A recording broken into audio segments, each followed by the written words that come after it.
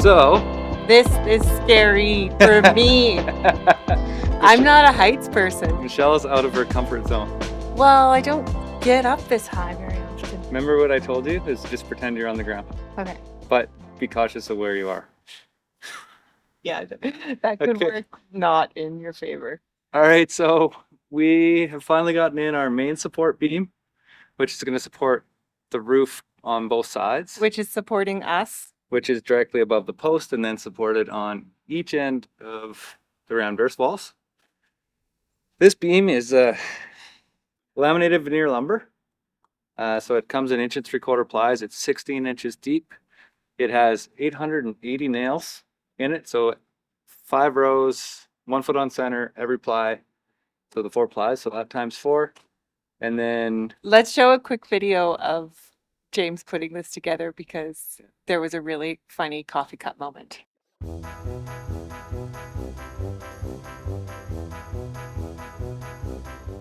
there's also screws that are called GRKs. They're a structural fastening screw with a torque spit on them, and there's 200 of those in here.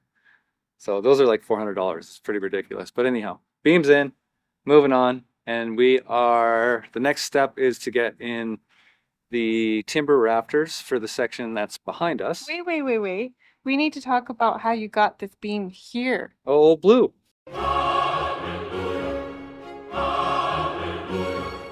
Old blue. Yeah.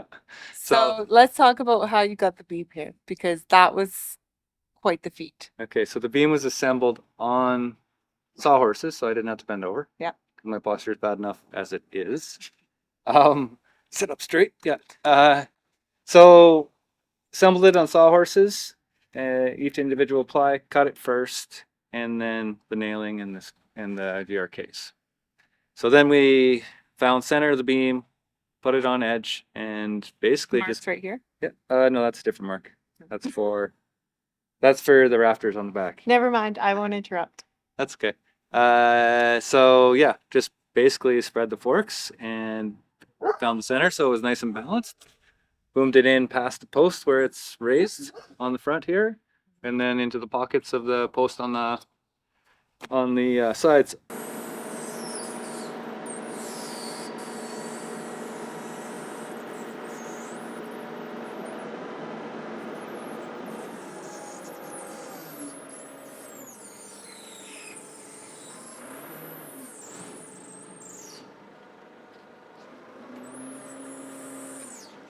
So, Jake, we're pretty, we need to do that.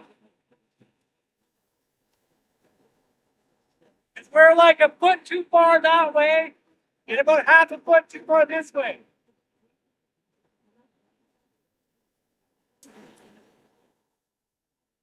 Closer. And now we got back up. So we're just gonna have to come this way by like this much space. Like this like this. Oh, it's like wow. Yeah. We do also have a little bit of footage of the posts, the LVL posts I put in place, which are wedge anchored into the Rammed Earth rise for the slope section of the wall.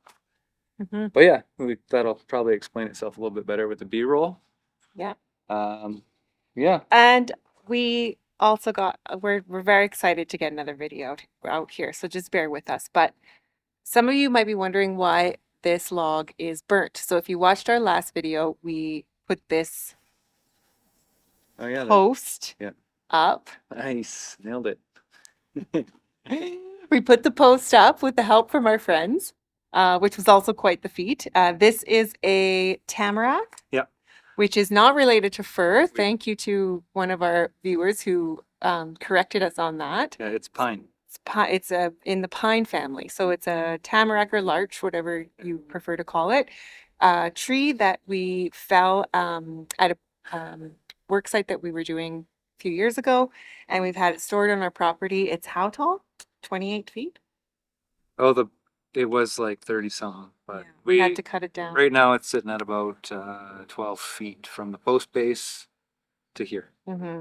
Yeah. So we decided to... So we're like 12 feet off the ground. It feels a lot higher, just so you know. We decided to Shoshukaban as I like to call it. It essentially just burn the heck out of the wood, and that preserves the wood. So this will be our sort of center post beam thing in the greenhouse. And yeah, James had a lot of fun burning this, didn't you? There's a real big sappy section. There was a real big sappy section right in the corner, or right in the middle, that really went off. And yeah, we'll show you some footage of that. So here we are. We've got the beam in, we've got the post in. What's next? Well, we might have a big rainstorm coming, but we're gonna try to get all these back rafters in. I have one already installed that I just wanted to make sure I was cutting it properly because the 4x8 timbers, so they're a true 4-inch by 8-inch timber, which we milled on the portable sawmill.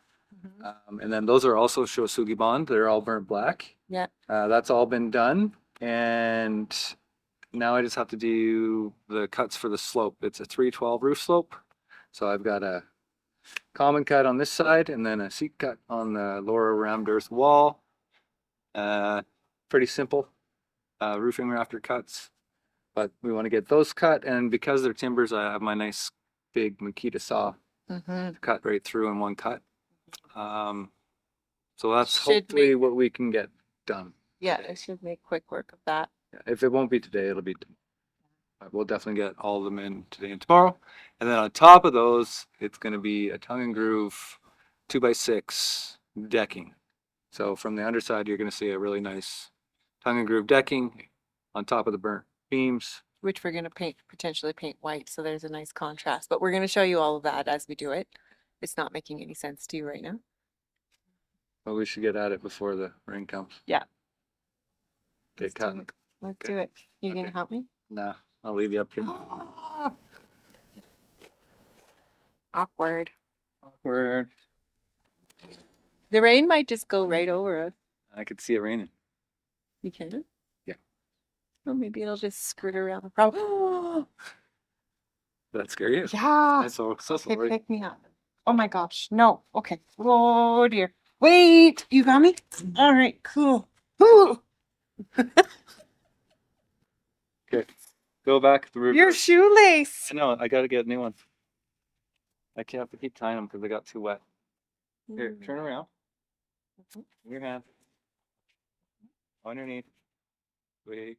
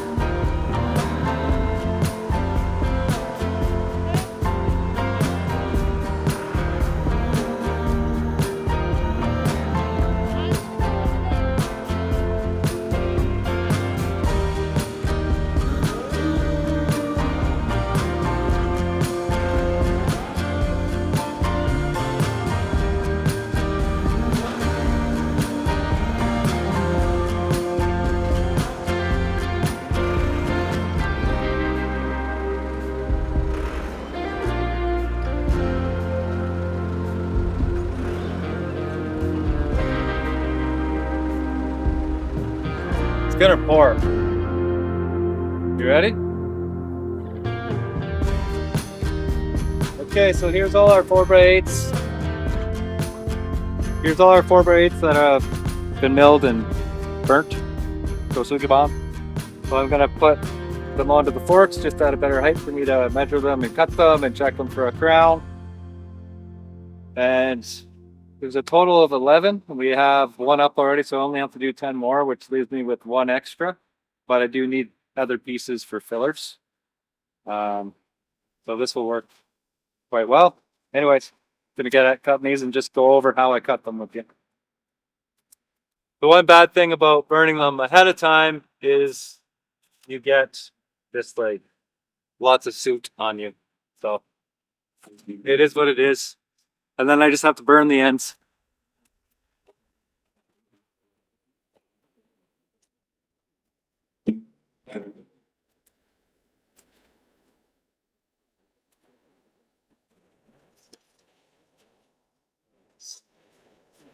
Okay, so this is going to be to the south side of the greenhouse, and it's going to be a seat cut, a common cut. And I've got these stair gauges, and they're set to a 312, so I can do common cuts on this side if I want, or a seat cut on this side. So it just makes it really easy to not have to do it with a speed square, and it's really consistent. So, and then I have my measurements from short to short of the seat cut, so I just have to do that on the other end. I'm also cutting these in the direction I'm installing them so I don't mix anything up. Yeah, pretty straightforward, I think.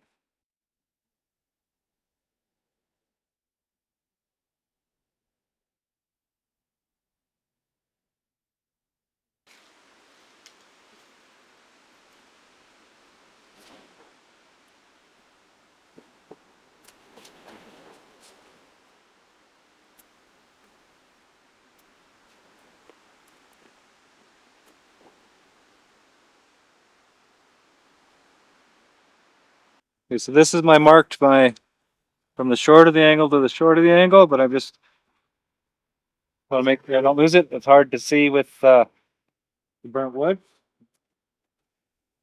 And now that's going to be my seat cut.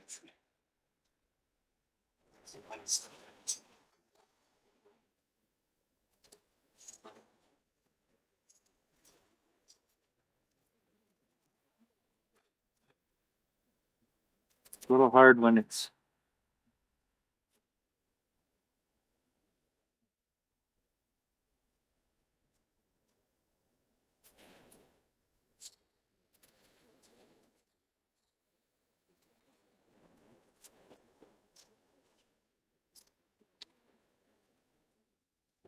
this will be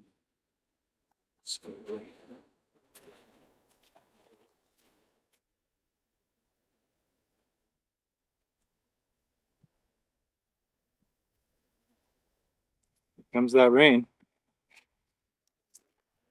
Here comes the rain again.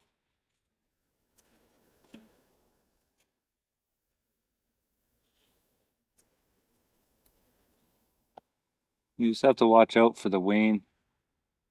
Not Wayne again.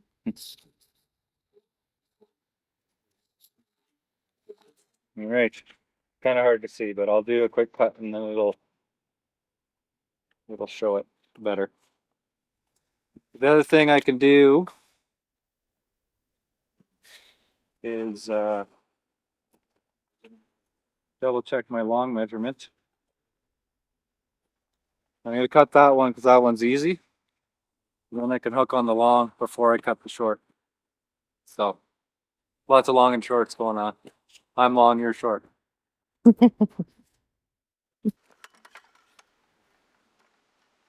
So I cut it first with my small circular saw. It gives me a nice good starter line because this big saw is Big. well, it's just hard to get everything lined up. And this also helps me see the line better.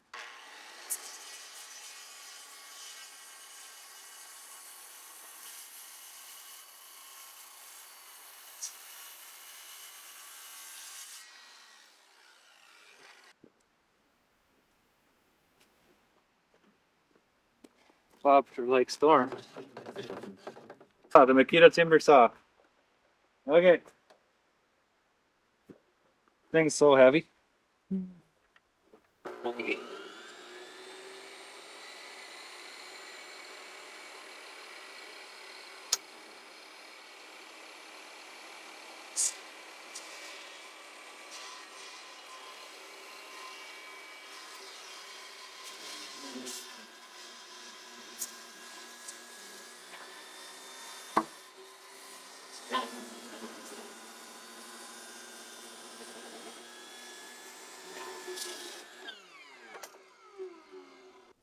Fly the drone first. Jojo.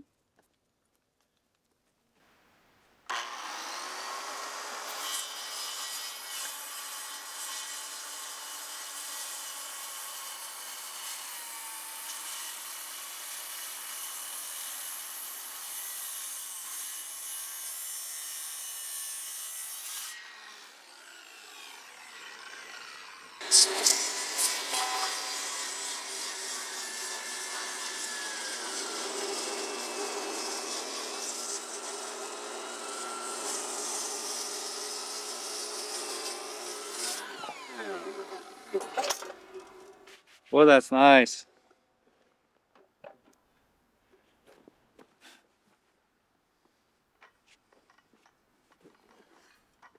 So hard to see with this light.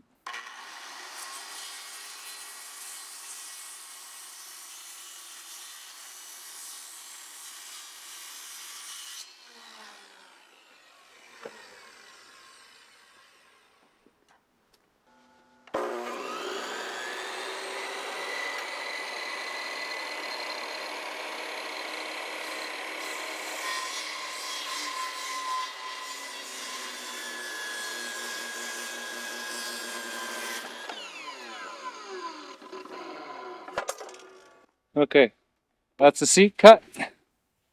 That's a common, which gives you a right angle. Cool, hey? That's pretty simple. No, I kind of wish I did a bird's mouth on these, but it'll still look good after. It's a lot more work to cut, and for what you're going to see, you're not really going to be able to see the bird's mouth. Bird's mouth.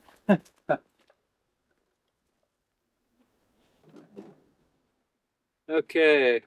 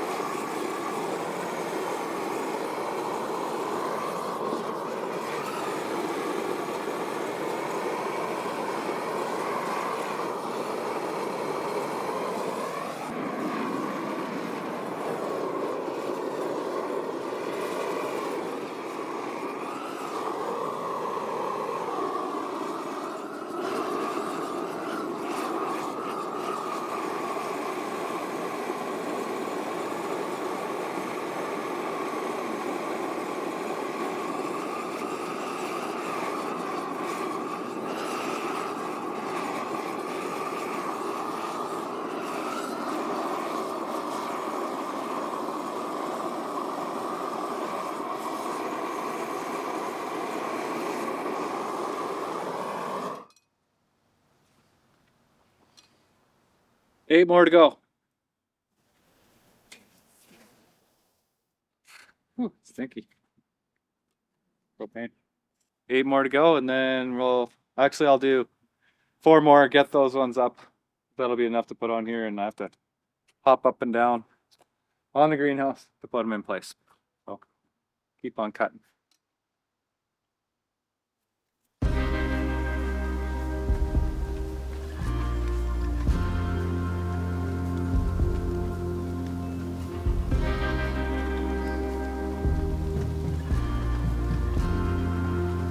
So we have all the rafters cut, and you can see kind of behind us there's one of them installed. Anyhow, got them on old blue, and we're gonna back up and start in the middle because that's where I have the scaffolding set up. I think one thing to mention too is these are actually not structural because they're only going to be holding the tongue and groove. It's more for aesthetics and for Michelle's enjoyment of years of gardening in her greenhouse. So I'm going to start up Old Blue, and we've had actually quite the day. We've had a couple different heavy rainstorms, and we do have some rain on the mountains, or sorry, not rain, snow. And it's middle of June, so pretty chilly, but got to keep on forging on here to get this done. So let's get these installed, and tomorrow we'll do the Q decking, or not. I want to call it Q decking, but that's commercial. Make sure you cut that out. Tomorrow we'll do the get started on the tongue and groove. Okay, that's good.